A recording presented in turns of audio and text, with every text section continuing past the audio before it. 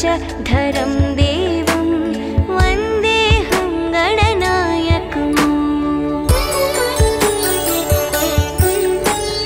मूषकोत्तममारुह्य देवासुरमहाहवे योद्धुकामं महावीर्यं वन्देऽहं गणनायकम्। यक्षकिन्नरगन्धर्वक्ष सिद्धविद्याधरै सदा स्तूयमानं महाबाहुं वन्देऽहं गणनायकम्। सर्वविघ्नहरं देवं सर्वविघ्नविवर्जितं सर्वसिद्धिप्रदातारं वन्देऽहं गणनायकम्। गणाष्टकमिदं पुण्यं यः पठे सततं नरः सिद्ध्यन्ति सर्वकार्याणि विद्यावान् धनवान् भवेत्।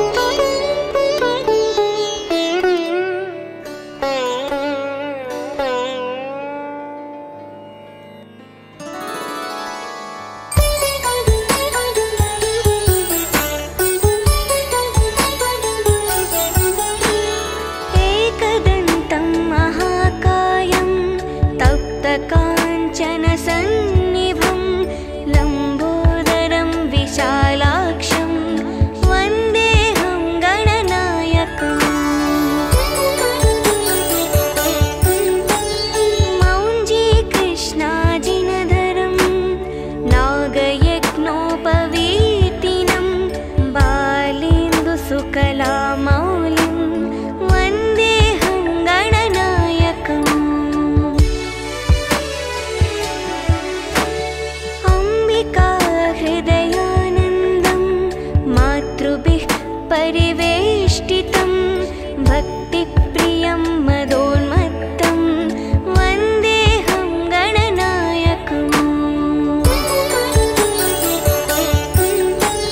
चित्ररत्नविचित्राङ्गं चित्रमालाविभूषितं चित्ररूपधरं देवं वन्देऽहं गणनायकम्। गजवक्त्रं सुरश्रेष्ठं कर्णचामरभूषितं पाशाङ्कुशधरं देवं वन्देऽहं गणनायकम्।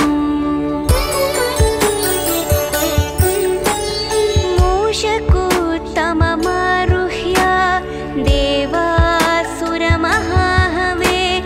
योद्धुकामं महावीर्यं वन्देऽहं गणनायकम्। यक्षकिन्नरगन्धर्वक्ष सिद्धविद्याधरै सदा स्तूयमानं महाबाहुं वन्देऽहं गणनायकम्। सर्वविघ्नहरं देवं सर्वविघ्नविवर्जितं सर्वसिद्धिप्रदातारं वन्देऽहं गणनायकम्। गणाष्टकमिदं पुण्यं यः पठे सततं नरः सिद्ध्यन्ति सर्वकार्याणि विद्यावान् धनवान् भवेत्।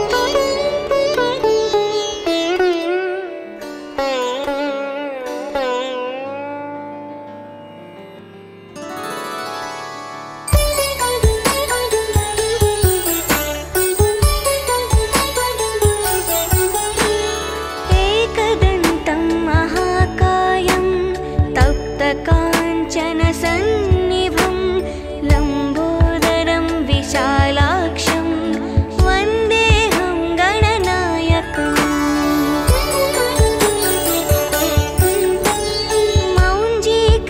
मौञ्जीकृष्णाजिनधरं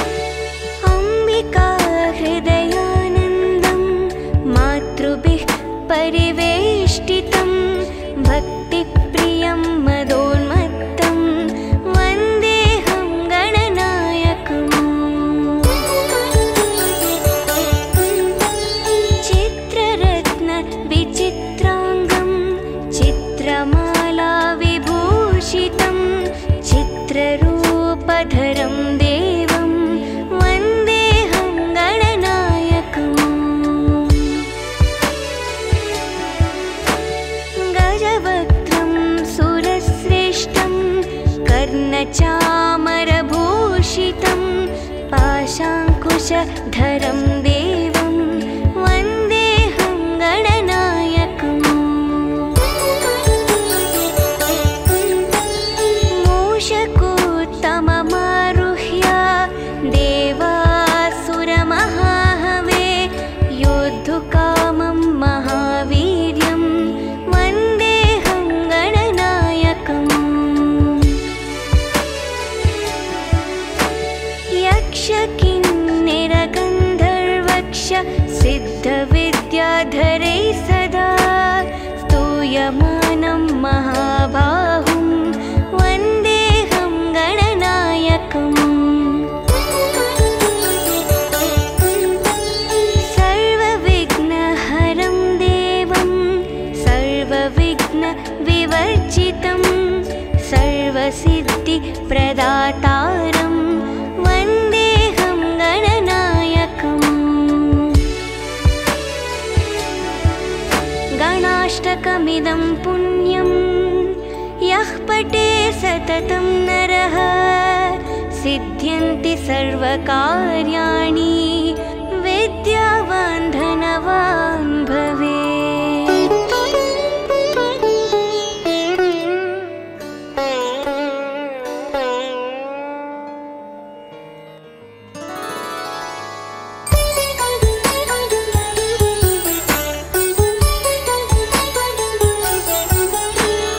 एकदन्तं महाकायं तप्तकाञ्चनसन्निभं लम्बोदरं विशालाक्षं वन्देऽहं गणनायकम्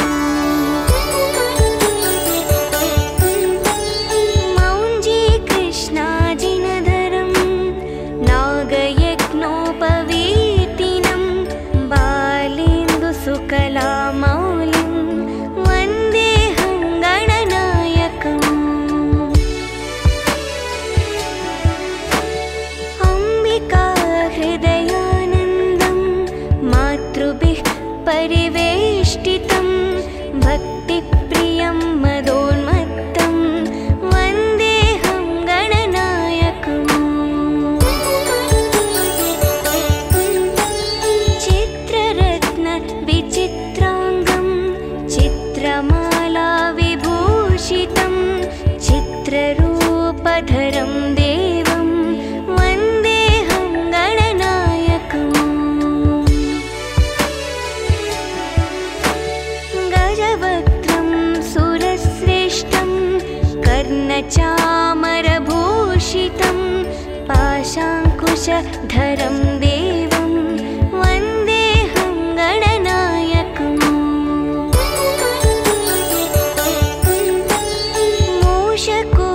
मूषकोत्तममारुह्य देवासुरमहाहवे योद्धुकामं महावीर्यं वन्देऽहं गणनायकम्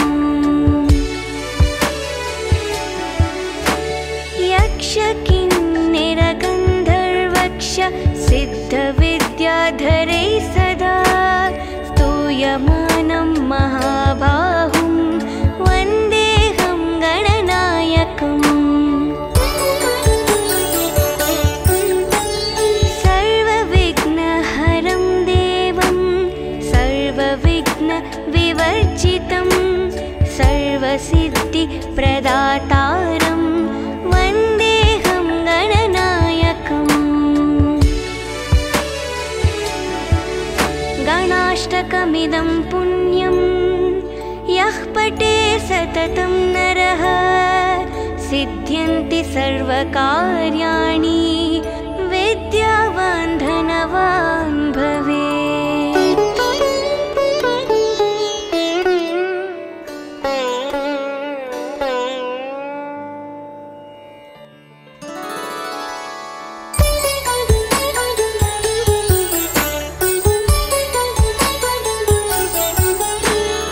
एकदन्तं महाकायं तप्तकाञ्चनसन्निभं लम्बोदरं विशालाक्षं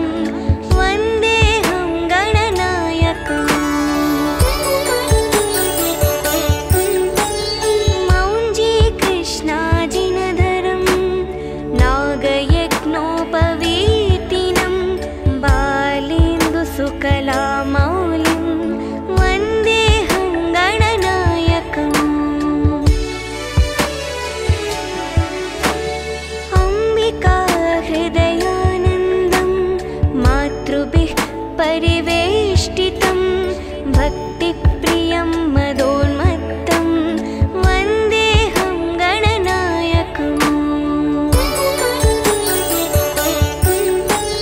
चित्ररत्न विचित्रांगं चित्रमाला विभूषितं चित्ररूपधरं देवं वन्देऽहं गणनायकम्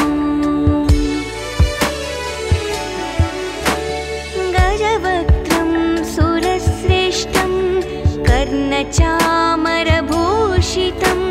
पाशाङ्कुशधरं देवं वन्देऽहं गणनायकम् मूषकोत्तममारुह्य देवासुरमहाहवे योद्धुकामं महावीर्यं वन्देऽहं गणनायकम् यक्षकिन्निरगन्धर्वक्ष सिद्धविद्याधरै सदा स्तूयमानं महाबाहुं वन्देऽहं गणनायकम् सर्वविघ्नहरं देवं सर्वविघ्नविवर्जितं सर्वसिद्धिप्रदातारं वन्देऽहं गणनायकम् गणाष्टकमिदं पुण्यं यः पठे सततं नरः सिद्ध्यन्ति सर्वकार्याणि विद्यावान् धनवान् भवेत्।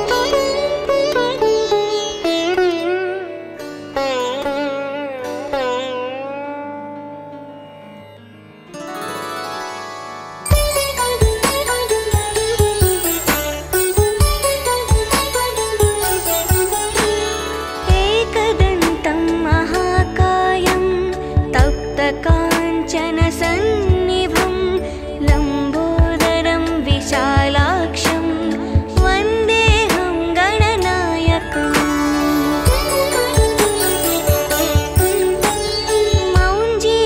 मौञ्जीकृष्णाजिनधरं नागयज्ञोपवीतिनं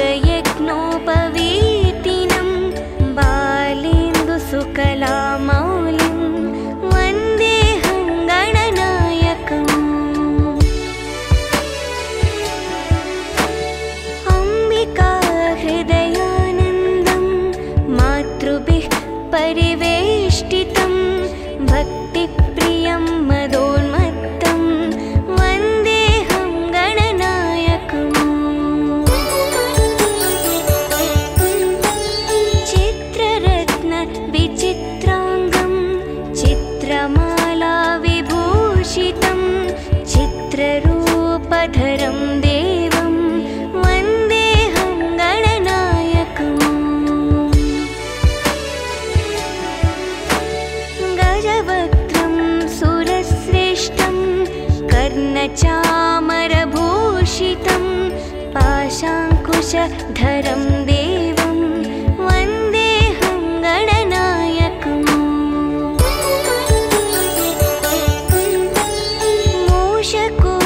मूषकोत्तममारुह्य देवासुरमहाहवे योद्धुकामं महावीर्यं वन्देऽहं गणनायकम् यक्षकिन्निरगन्धर्वक्ष सिद्धविद्याधरै सदा स्तूयमानं महाबाहुं वन्देऽहं गणनायकम् सर्वविघ्नहरं देवं सर्वविघ्नविवर्जितं सर्वसिद्धिप्रदातारं वन्देऽहं गणनायकम् गणाष्टकमिदं पुण्यं यः पठे सततं नरः सिद्ध्यन्ति सर्वकार्याणि विद्यावान् धनवान् भवेत्।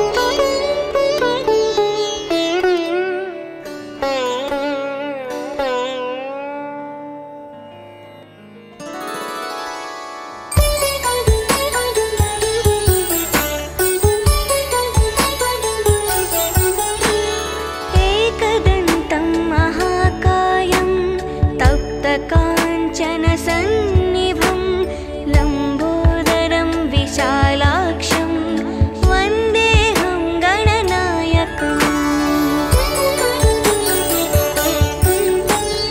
मौञ्जीकृष्णाजिनधरं नागयज्ञोपवीतिनं बालेन्दुसुकलामौलिं वन्देऽहं गणनायकम्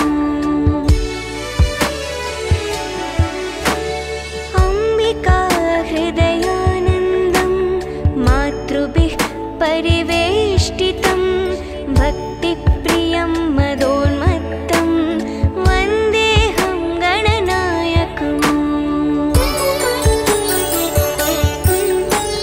चित्ररत्नविचित्राङ्गं चित्रमाला विभूषितं चित्ररूपधरं देवं वन्देऽहं गणनायकम् गजवक्त्रं सुरश्रेष्ठं कर्णचामरभूषितं पाशाङ्कुशधरं देवं वन्देऽहं गणनायकम्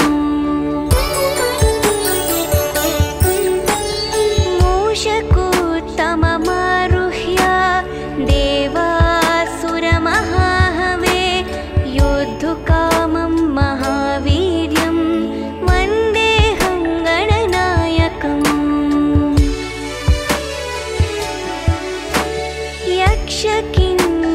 यक्षकिन्निरगन्धर्वक्ष सिद्धविद्याधरैः सदा स्तूयमानं महाबाहुं वन्देऽहं गणनायकम् सर्वविघ्नहरं देवं सर्वविघ्नविवर्जितं सर्वसिद्धिप्रदातारं वन्देऽहं गणनायकम् गणाष्टकमिदं पुण्यं यः पठे सततं नरः सिद्ध्यन्ति सर्वकार्याणि विद्यावान् धनवान् भवेत्।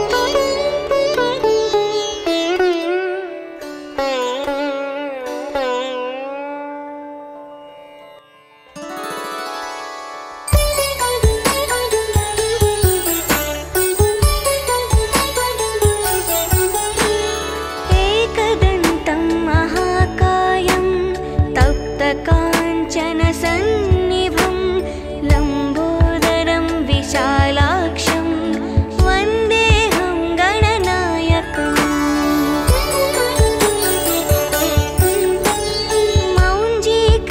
मौञ्जीकृष्णाजिनधरं नागयज्ञोपवीतिनं बालेन्दुसुकलामौलिं वन्देऽहं गणनायकम्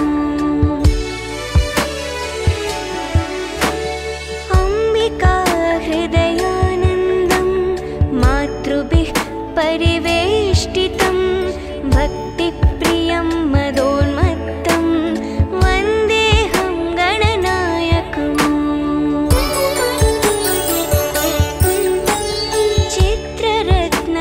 चित्ररत्नविचित्राङ्गं चित्रमाला विभूषितं चित्ररूपधरं देवं वन्देऽहं गणनायकम् गजवक्त्रं सुरश्रेष्ठं कर्णचामरभूषितं पाशाङ्कुशधरं देवं वन्देऽहं गणनायकम्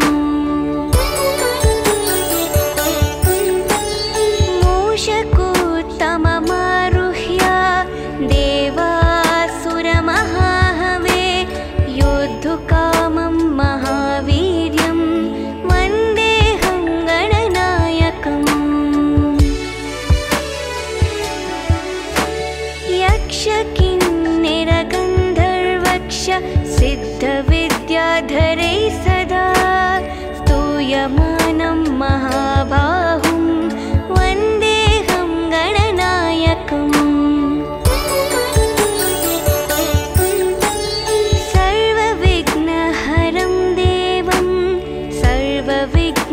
विवर्जितं सर्वसिद्धिप्रदातारं वन्देऽहं गणनायकम्। गणाष्टकमिदं पुण्यं यः पठे सततं नरः सिद्ध्यन्ति सर्वकार्याणि विद्यावान् धनवान् भवेत्।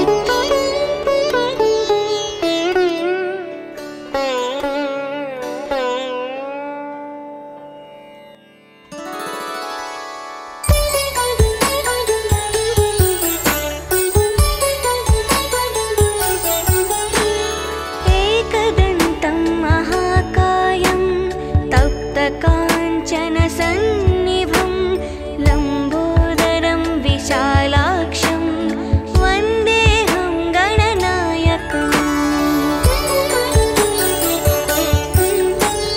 मौञ्जीकृष्णाजिनधरं नागयज्ञोपवीतिनं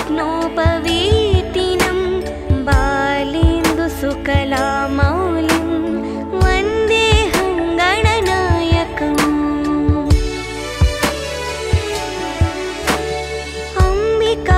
हृदयानन्दं मातृभिः परिवेष्टितं भक्तिप्रियं मदोन्मत्तं वन्देऽहं गणनायकम्। चित्ररत्नविचित्राङ्गं चित्रमाला विभूषितं चित्ररूपधरं देवं वन्देऽहं गणनायकम्। गजवक्त्रं सुरश्रेष्ठं कर्णचामरभूषितं पाशाङ्कुशधरं देवं वन्देऽहं गणनायकम्।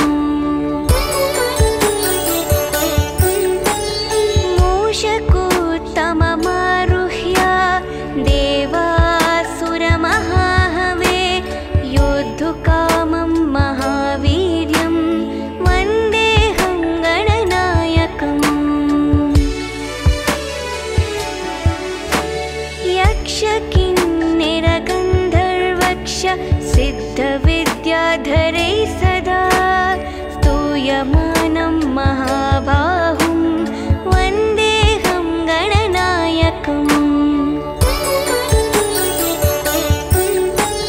सर्वविघ्नहरं देवं सर्वविघ्नविवर्जितं सर्वसिद्धिप्रदातारं वन्देऽहं गणनायकम्। गणाष्टकमिदं पुण्यं यः पठे सततं नरः सिद्ध्यन्ति सर्वकार्याणि विद्यावान् धनवान् भवेत्।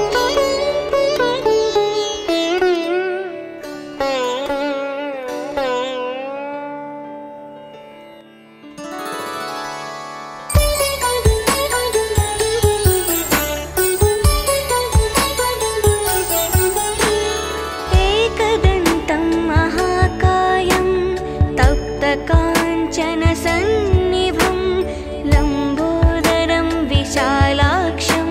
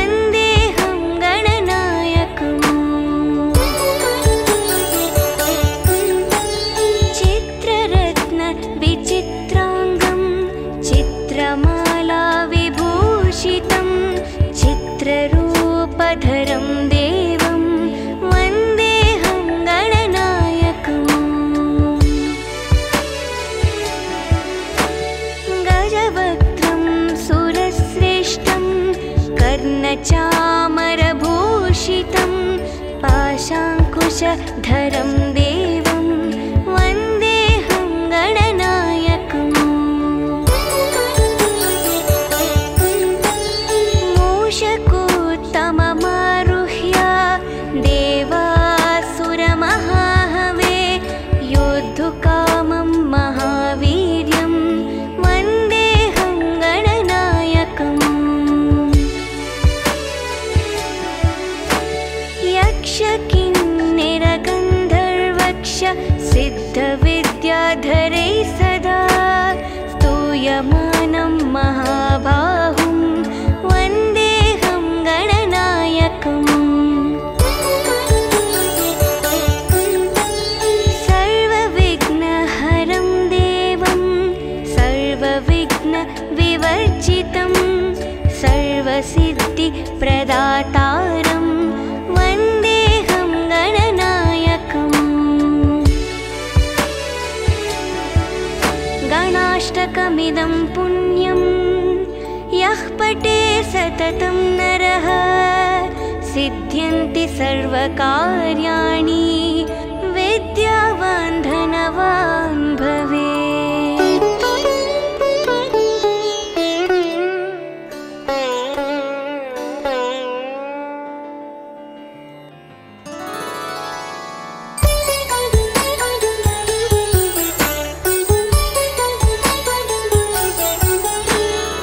एकदन्तं महाकायं तप्तकाञ्चनसन्निभं लम्बोदरं विशालाक्षं वन्देऽहं गणनायकम् मौञ्जीकृष्णाजिनधरं नागयज्ञोपवीतिनं बालेन्दुसुकलामौलिं वन्देऽहं गणनायकम् अम्बिकाहृदयानन्दं मातृभिः परिवेष्टितं भक्तिप्रियं मदोन्मत्तं वन्देऽहं गणनायकम् चित्ररत्नविचित्राङ्गं चित्रमालाविभूषितं चित्ररूपधरं देवं वन्देऽहं गणनायकम् गजवक्त्रं सुरश्रेष्ठं कर्णचामरभूषितं पाशाङ्कुशधरं देवं वन्देऽहं गणनायकम्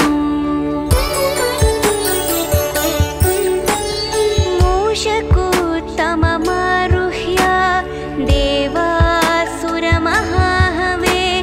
योद्धुकामं महावीर्यं वन्देऽहं गणनायकम् यक्षकिन्निरगन्धर्वक्ष सिद्धविद्याधरै सदा स्तूयमानं महाबाहुं वन्देऽहं गणनायकम् सर्वविघ्नहरं देवं सर्वविघ्नविवर्जितं सर्वसिद्धिप्रदातारं वन्देऽहं गणनायकम् गणाष्टकमिदं पुण्यं यः पठे सततं नरः सिद्ध्यन्ति सर्वकार्याणि विद्यावान् धनवान् भवेत्।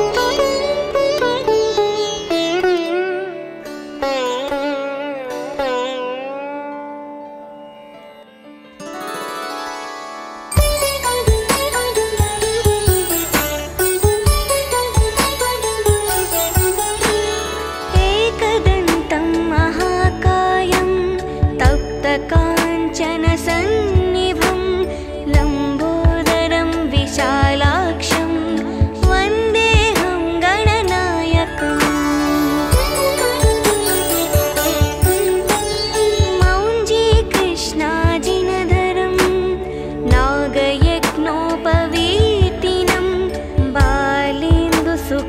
सुकलामौलिं वन्देऽहं गणनायकम् अम्बिका हृदयानन्दं मातृभिः परिवेष्टितं भक्तिप्रियं मदोन्मत्तं वन्देऽहं गणनायकम्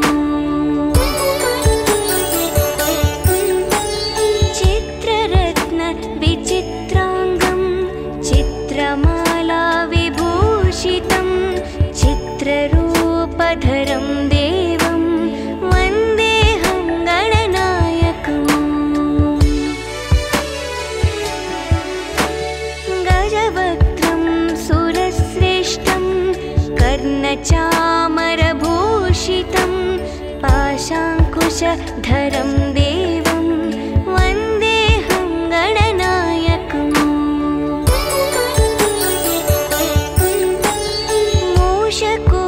मूषकोत्तममारुह्य देवासुरमहाहवे योद्धुकामं महावीर्यं वन्देऽहं गणनायकम् यक्षकिन्निरगन्धर्वक्ष सिद्धविद्याधरैः सदा स्तूयमानं महाबाहुं वन्देऽहं गणनायकम् सर्वविघ्नहरं देवं सर्वविघ्नविवर्जितं सर्वसिद्धिप्रदातारं वन्देऽहं गणनायकम् गणाष्टकमिदं पुण्यं यः पठे सततं नरः सिद्ध्यन्ति सर्वकार्याणि विद्यावान् धनवान् भवेत्।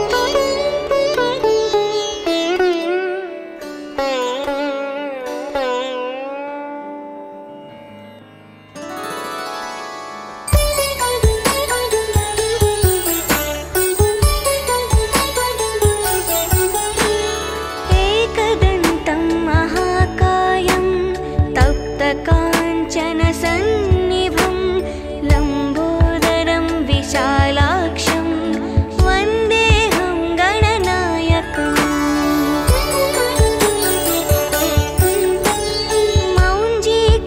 मौञ्जीकृष्णाजिनधरं नागयज्ञोपवीतिनं बालेन्दुसुकलामौलिं वन्देऽहं गणनायकम् अम्बिका हृदयानन्दं मातृभिः परिवेष्टितं भक्तिप्रियं मदोन्मत्तं वन्देऽहं गणनायकम् चित्ररत्नविचित्राङ्गं चित्रमाला विभूषितं चित्ररूपधरं देवं वन्देऽहं गणनायकम् गजवक्त्रं सुरश्रेष्ठं कर्णचामरभूषितं पाशाङ्कुशधरं देवं वन्देऽहं गणनायकम्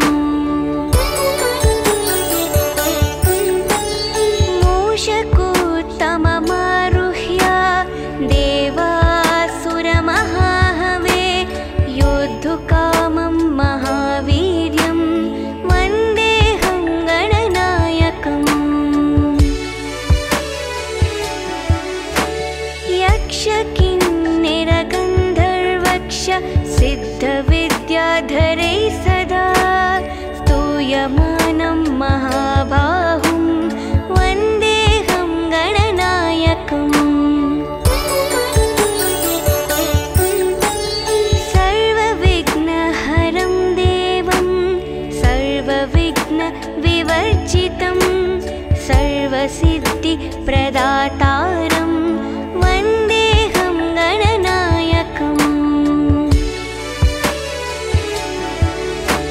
गणाष्टकमिदं पुण्यं यः पठे सततं नरः सिद्ध्यन्ति सर्वकार्याणि विद्यावान् धनवान् भवेत्।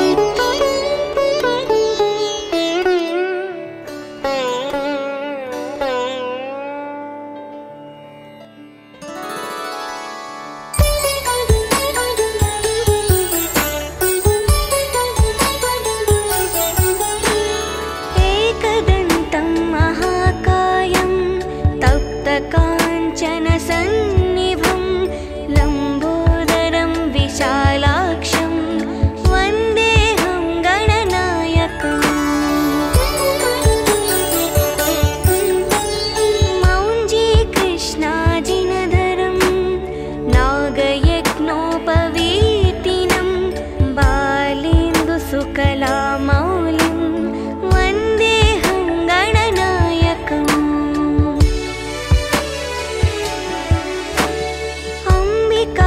हृदयानन्दं मातृभिः परिवेष्टितं भक्तिप्रियं मदोन्मत्तं वन्देऽहं गणनायकम्। चित्ररत्नविचित्राङ्गं चित्रमाला विभूषितं चित्ररूपधरं देवं वन्देऽहं गणनायकम्। गजवक्त्रं सुरश्रेष्ठं कर्णचामरभूषितं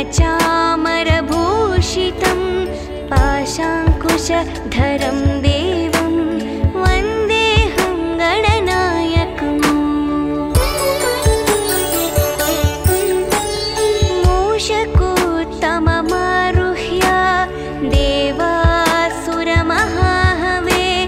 योद्धुकामं महावीर्यं वन्देऽहं गणनायकम्।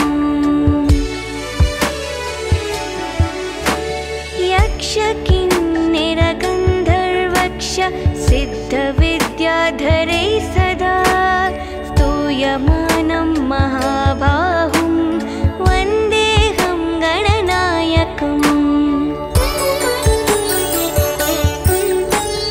सर्वविघ्नहरं देवं सर्वविघ्नविवर्जितं सर्वसिद्धिप्रदातारं वन्देऽहं गणनायकम्।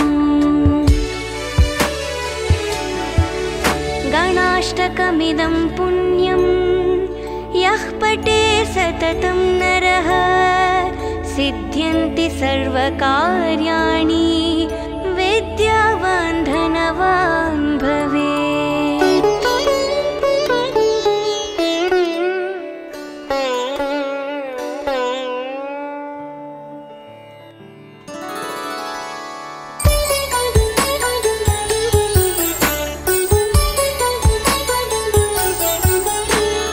एकदन्तं महाकायं तप्तकाञ्चनसन्निभं लम्बोदरं विशालाक्षं वन्देऽहं गणनायकम्।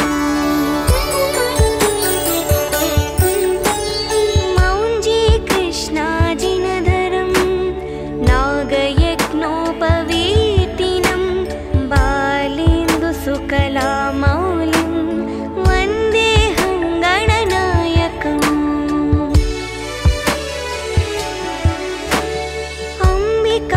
हृदयानन्दं मातृभिः परिवेष्टितं भक्तिप्रियं मदोन्मत्तं वन्देऽहं गणनायकम्। चित्ररत्नविचित्राङ्गं चित्रमाला विभूषितं चित्ररूपधरं देवं वन्देऽहं गणनायकम्। गजवक्त्रं सुरश्रेष्ठं कर्णचामरभूषितं पाशाङ्कुशधरं देवं वन्देऽहं गणनायकम्।